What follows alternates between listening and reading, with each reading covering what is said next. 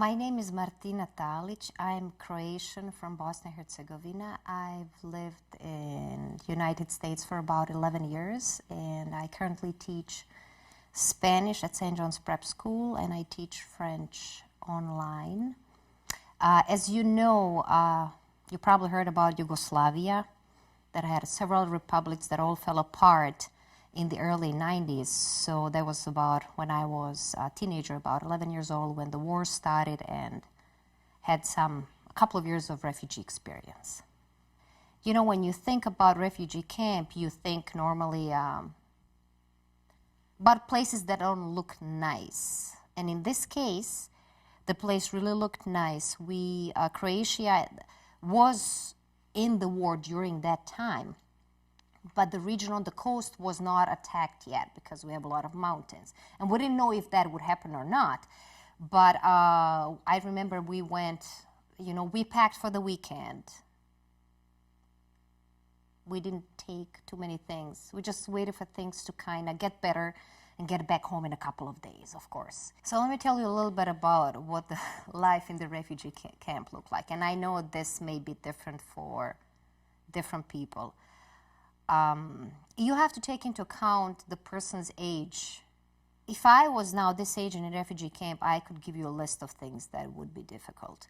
What it was for my mom, who was in her mid-30s, is completely different than what it is for a kid who is 11 years old. So think of yourself 11, you're 11, the school stopped, you don't have any classes, and now you're on this prolonged vacation, right? That it's cool, you start missing home, you don't know where your dad is, you know that he's fighting the war somewhere, but you're 11, you don't have a notion of death.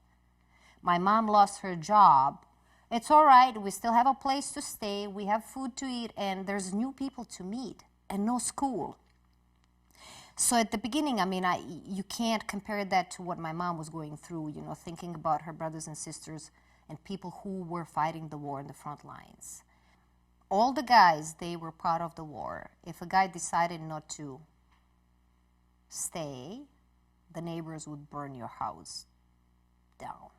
Because if other guys stayed to defend the territory, you as a guy were expected to do that. So that's where the guys were. Women were with the kids in the camps. What did they do? They hung out. There was nothing there to do. Like, we lived in a small room. The food was provided for us. It wasn't great food, but everybody had like a little teeny tiny stove to make certain meals that culturally in that part of the world, even though it's 2 hours away, it's different food. What was difficult, I think, at the very beginning, I remember we got to that hotel and it was dinner time, and they served us cornmeal, and I looked at it and I said, I don't eat this. I come from a well-off family. We never ate cornmeal. It was meat on the table. every meal, 2-3 months after that, that became my favorite meal. So there's humbleness that you learn. There's flexibility, adaptability. There's a lot of lessons there. And when the war started, it was the Orthodox who attacked the other two groups. So the refugee camp at the very beginning was a mix of Muslims and Catholics. And then as the war progressed, Catholics and Muslims turned against each other.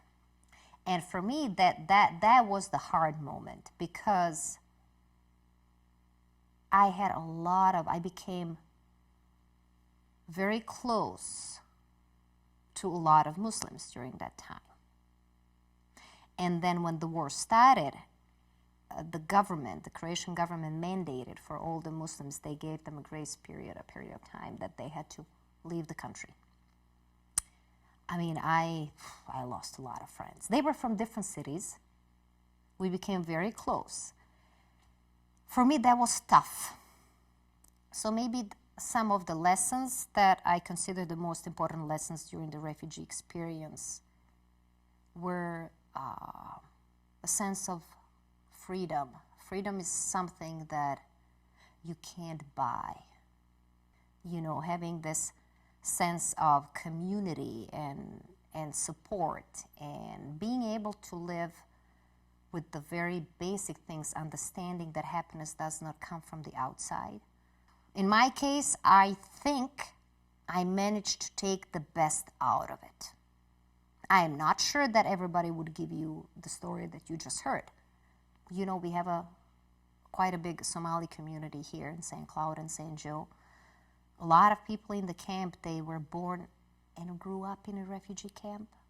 So imagine 20 years in refugee camp, and then you finally got out of it in really bad conditions, because the government can only feed you for 2 or 3 years and it's time to go, otherwise it becomes really bad.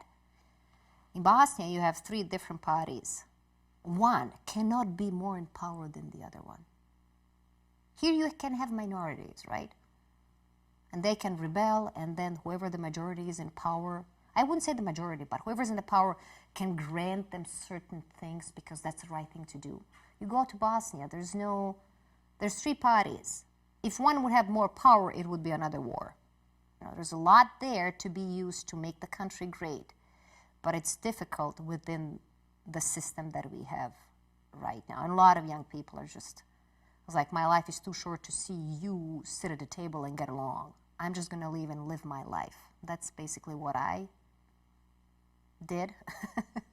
But it's a sad reality, you know, that sometimes you have to kind of give up on some things just because, you know, life is too short for some conflicts that make no sense. You know, people learn to live together, but have we formally tried to sit and talk about what happened? There's no reconciliation process. There's a post-war country where people